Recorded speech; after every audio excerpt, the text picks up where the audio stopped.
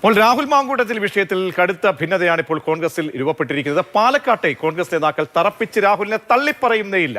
ഈ സമയത്ത് പരാതിയുമായി യുവതി എത്തിയത് രാഷ്ട്രീയ കരുനീക്കത്തിന്റെ ഭാഗമെന്നാണ് മുതിർന്ന നേതാക്കളടക്കം പറയുന്നത്. വി.കെ. ശ്രീകണ്ഠന്റെ ഇന്നത്തെ പ്രതികരണം കേൾക്കാം. 3 മാസം ക്രൈംബ്രാഞ്ച് അന്വേഷിച്ചിട്ട് ഒരു തെളിവ് അന്വേഷിക്കും. നിങ്ങളുടെ പോലീസല്ലേ? ഞാൻ ചോദിക്കുന്നത്, നിങ്ങളുടെ ആഭ്യന്തര വകുപ്പ് പൂർണ്ണ പരാജയമാണോ? നിങ്ങൾ എന്താ അവരെ വിശ്വാസമില്ലേ? എന്നോടാ ചോദിക്കണ്ടേ? മുഖ്യമന്ത്രി പിണറായി വിജയനോട് പോയി ചോദിക്കും, തെളിവുകൾ ഉണ്ടായിട്ട് എന്താ ചെയ്യണമെന്ന്. 3 മാസമായിട്ട് അന്വേഷിച്ച ആഭ്യന്തര വകുപ്പിന്റെ ഉടമസ്ഥൻ പിണറായി വിജയനാ മുഖ്യമന്ത്രി. അത് നിങ്ങൾ മറന്നോ? ഞാനാണ് ആഭ്യന്തരമന്ത്രി. എന്നോടാണോ തെളിവുകൾ ഉണ്ടായിട്ട് എന്ത് ചെയ്യണമെന്ന് എന്നോട് ചോദിക്കാം. ഞാനെന്താ പോലീസ് ഓഫീസറോ? പാലക്കാട്ടെ നേതാക്കൾക്ക് രാഹുലിനോട് ഇത്ര മമത കൈവന്നുകൊണ്ടേയിരിക്കുന്നത്, ആ മമത ആരോപണത്തിന്റെ ആഴം കൂടുമ്പോഴും കൂടുതലായി മാറുന്നത് എന്തുകൊണ്ട് നമുക്ക് പരിശോധിക്കാം. പാലക്കാട്ടുകാരായ 2 മാധ്യമപ്രവർത്തകരാണ് എന്നോടൊപ്പമുള്ളത്. ഡോക്ടർ ജി പ്രസാദ് കുമാറും ഒപ്പം അശ്വത്ത്. പാലക്കാട്ടെ പ്രധാനപ്പെട്ട നേതാക്കൾക്കൊന്നും മനസ്സിലാകുന്നില്ലേ? കാരണം ഈ കേസിന്റെ ഗ്രാവിറ്റി, ഈ കേസിൽ രാഹുലിൻ നടത്തിയിട്ടുള്ള കൃത്യം, ആ ഇടപെടൽ, അതിലുണ്ടായിട്ടുള്ള വകുപ്പുകൾ, ഈ വകുപ്പുകളൊക്കെ വളരെ ഗുരുതരമായ വകുപ്പുകൾ ഇടുമ്പോഴും പാലക്കാട്ടെ MP ആയിട്ടുള്ള വി.കെ. ശ്രീകണ്ഠന് കാര്യങ്ങൾ ബോധ്യപ്പെടുന്നില്ല, അവിടുത്തെ DCC അധ്യക്ഷന് ബോധ്യപ്പെടുന്നില്ല. എന്തുകൊണ്ടായിരിക്കാം?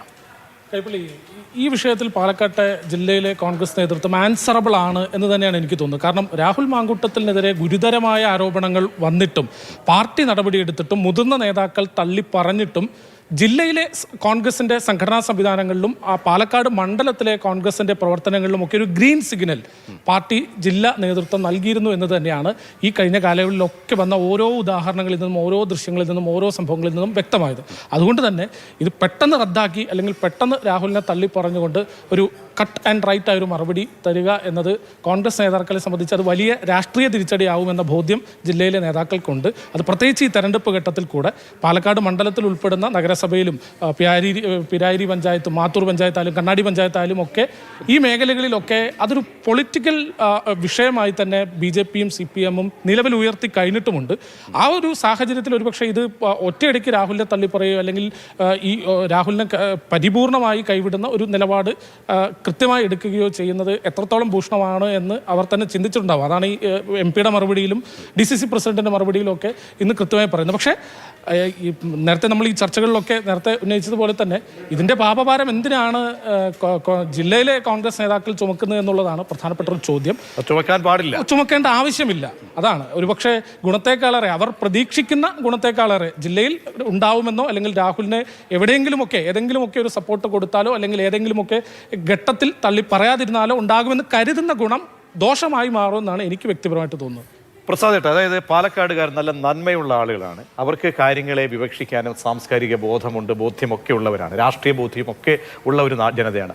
ആ ജനതയ്ക്ക് മുന്നിൽ 2 നാൾ മുമ്പ് ഒരു സ്ഥാനാർത്ഥി, ഒന്നിലധികം സ്ഥാനാർത്ഥികൾ പറയുകയാണ്, രാഹുൽ ഞങ്ങളോടൊപ്പം ഭവന സന്ദർശനത്തിന് ഒരു വീടുകളും കയറി ഇറങ്ങുന്നത് ഞങ്ങൾക്ക് വലിയൊരു എനർജിയാണ്, ഞങ്ങൾക്കൊരു ബൂസ്റ്റർ ഡോസ് ആണെന്ന് പോലും പറയുന്ന അവസ്ഥയിലേക്ക് എന്തുകൊണ്ട് അവിടുത്തെ ഒരു വിഭാഗം നേതാക്കൾ എത്തുന്നു? ഇനി ഒരു അറസ്റ്റിലേക്ക് പോയി കഴിഞ്ഞാലും നാളെ ഇനി അതല്ല ഈ ശിക്ഷാ നടപടിയുടെ ഭാഗമുള്ള ഒരു ശിക്ഷ പോലും നൽകിയാൽ പോലും ഇവരുടെ സമീപനം ഇത് തന്നെ ആയിരിക്കുമോ? എന്തുകൊണ്ട് നാളെ വീടുകളിലേക്ക് ചെല്ലുമ്പോൾ ആളുകൾ ചോദിക്കില്ലേ രാഹുലിൻ്റെ അവസ്ഥ എന്താണ്, നിങ്ങളുടെ നിലപാട് എന്താണെന്ന് പറയുമ്പോൾ ഈ തല താഴ്ത്താതെ, നട്ടെല്ല് വളയാതെ, മുട്ടിടിക്കാതെ ഏതെങ്കിലും ഒരു നേതാക്കൾക്ക് ധൈര്യമായിട്ട് സംസാരിക്കാൻ കഴിയുന്ന സാഹചര്യമുണ്ടോ? താങ്കൾക്ക് തോന്നുന്നുണ്ടോ? അത് ഇല്ല. അത് കൈപ്പോ ഞാനത് പറയാൻ AJ പറഞ്ഞതിനൊപ്പം തന്നെയാണ് ശ്രീകണ്ഠനും തങ്കപ്പനൊക്കെ പറയാൻ കാരണം.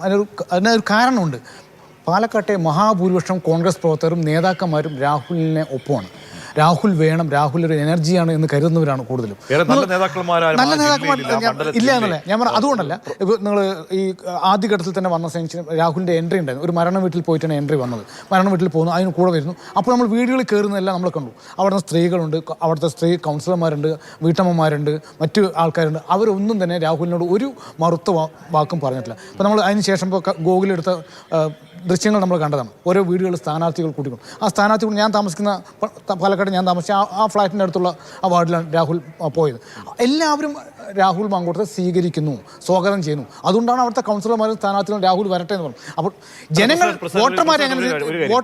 പ്രസാദിന് കുറച്ച് എത്രയോ വർഷത്തെ മാധ്യമ പാരമ്പര്യമുള്ള വ്യക്തിയാണ്, എക്സ്പീരിയൻസുള്ളതാണ്. അവിടുത്തെ ജില്ലയിലെ ആളുകളൊക്കെ കോൺഗ്രസ് നേതാക്കന്മാരൊക്കെ വിളിക്കുമ്പോൾ ഇതൊരു വിഴുപ്പുപാണ്ഡമാണെന്ന് തോന്നുന്ന ആരെങ്കിലും ഉണ്ടോ? ഏതെങ്കിലും നേതാക്കന്മാരുണ്ടോ? തീർച്ചയായും അവരാരും രംഗത്ത് വരില്ല എന്നുള്ളതാണ്. കാരണം അത് എങ്ങനെ തിരിച്ചടിക്കും? നാളെ രാഹുൽ മാങ്കൂട്ടം ശക്തനായി തിരിച്ചു വരികയാണെങ്കിൽ അത് തങ്ങളുടെ ഭാവിയെ ബാധിക്കുമോ എന്നൊരു ആശങ്ക തീർച്ചയായിട്ടും ഉണ്ട്.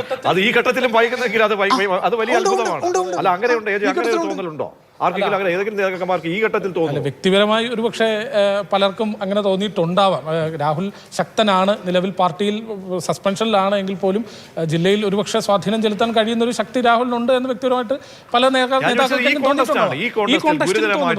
ഒരു സംസ്ഥാനത്ത് ഒളിവിൽ പോയിരിക്കുകയാണ്. എവിടെയാണ് MLA എന്ന് ആ നാട്ടുകാർക്ക്, പാവപ്പെട്ട പാലക്കാടിലെ ജനങ്ങൾക്ക് അറിയില്ല. തങ്ങളുടെ MLA എന്തി എന്ന് ചോദിക്കഴിഞ്ഞാൽ അറിയില്ല, കാരണം എവിടെയോ ഒളിവിൽ പോയിക്കോണ്. അങ്ങനെയുള്ള ഒരു മുതലിനെ ഇനി പേറേണ്ടി വരുന്നൊരവസ്ഥ വല്ലാത്ത ഗതികേടാണ്. ഉള്ള കാര്യം പറയാറ്, എൻ്റെ വ്യക്തിപരമായ നിലപാടാണ്. അങ്ങനെ ഒരു ആളെ പേറേണ്ടി വരുന്ന, ചുമക്കേണ്ടി വരുന്ന ഒരു അവസ്ഥ വല്ലാത്തൊരു ഗതികേടാണ്.